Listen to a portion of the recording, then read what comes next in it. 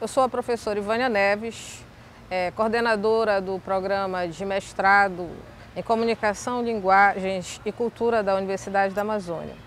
Atualmente e desde 1998 desenvolvo pesquisa com sociedades indígenas, principalmente aqui no Pará, mas já fiz um trabalho que alcançou uma dimensão nacional. Eu estou aqui para falar um pouco dessa coisa do que é o Dia do Índio. O que se comemora ou o que não se deve comemorar o Dia do Índio. Então, isso nos remete imediatamente à mal contada história do Brasil, que supostamente começa quando chegam algumas navegações portuguesas em 1500 no litoral brasileiro. Essa data inaugural da história brasileira já é uma coisa muito complicada, porque, na verdade, muito antes da chegada dos portugueses, havia uma história do Brasil que era escrita pelas sociedades indígenas. Estima-se, inclusive, que existiam mais de 5 milhões de indígenas aqui no Brasil. 1500 marca o momento de uma espécie de invasão europeia.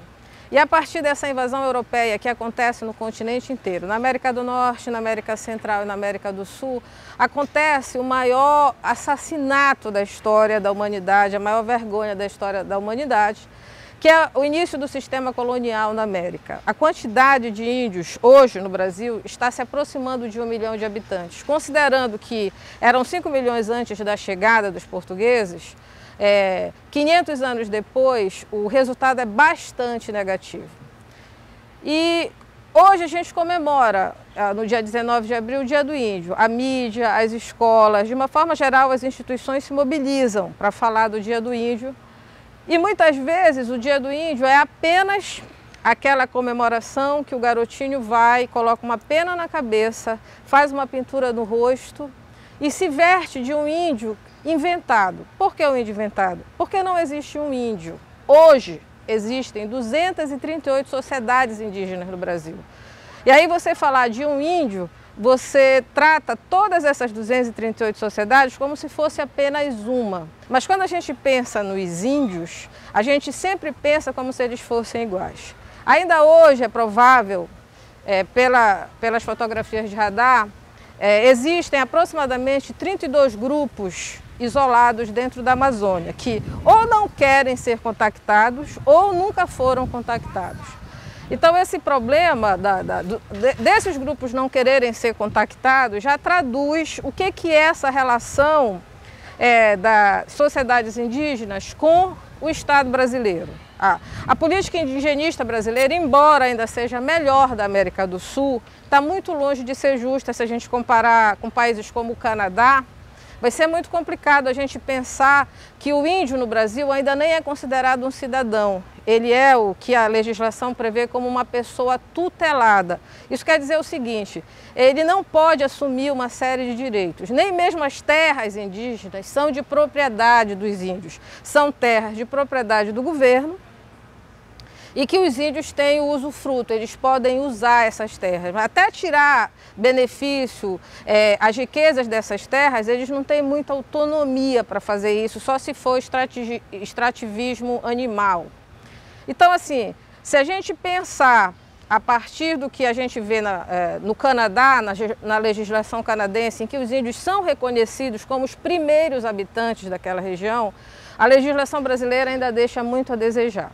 Por outro lado, se a gente pensar na Argentina, o Brasil avançou muito, porque na Argentina não existe legislação de proteção aos indígenas. Atualmente, existe uma associação natural quando se pensa em sociedades indígenas, se pensar também em Amazônia. E não é por acaso, porque atualmente a maior parte de povos indígenas vive na Amazônia. Fora do Brasil, quando as pessoas pensam em sociedades indígenas, elas automaticamente pensam na Amazônia. E aí, como é que é pensar essas sociedades indígenas na Amazônia? De novo, a gente tem que ter cuidado para não fazer generalizações. Hoje, no estado do Pará, vivem 20 povos tupi, cada um com sua história, cada um com sua tradição, cada um com sua língua. 20 povos só tupi. O estado do Pará reúne o maior número de grupos tupi do Brasil. Essas sociedades, elas não vivem na cidade de Belém, elas vivem, em grande parte, na região de Altamira, na região de Marabá, na região de Paraopebas, Redenção e outras cidades. Mas assim, a relação que essas sociedades mantêm com essas cidades vizinhas, ela é muito tensa, porque ainda tem uma ideia de que o índio tem que viver nu, isolado dentro da floresta, mesmo que essa floresta em que ele vivia já tenha sido invadida por culturas urbanas. E aí o índio não pode usar celular, aí o índio não pode andar de carro. Existe um estereótipo que esse índio não tem história, que ele continua nu dentro da floresta. Isso é talvez o grande desafio hoje para a sociedade brasileira, é conseguir incluir essas sociedades dentro do conceito de cidadania brasileira e pressupor que a gente quer o melhor, né? Que o Estado brasileiro quer o melhor para todos os brasileiros e que esse melhor, que a gente sabe tão bem que atinge um grupo muito restrito, não pode a gente simplesmente eliminar as sociedades indígenas. Então, acreditar que essas sociedades não têm direito a nenhum benefício da tecnologia, acreditar que essa sociedade só tem direito de conviver com o que há de pior, que são as frentes de garimpo, a extração da madeira, a invasão de terras para pecuária no interior do estado. Então, quer dizer, as sociedades indígenas na Amazônia só têm direito de entrar em contato com as culturas urbanas, com o que há de pior dessas culturas,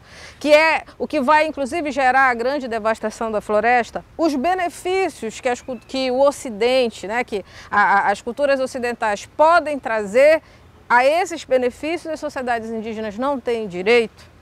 Então, de uma forma geral, as pessoas aqui no Brasil, principalmente essas que vivem nas regiões do entorno das aldeias, elas nem entendem por que ainda existe terra indígena. Para elas é até injustificável. E o argumento é, olha, eles não são mais índios, eles usam celular, eles têm parabólica. Então, a identidade indígena, ela é uma camisa de força e o índio tem que ficar lá preso.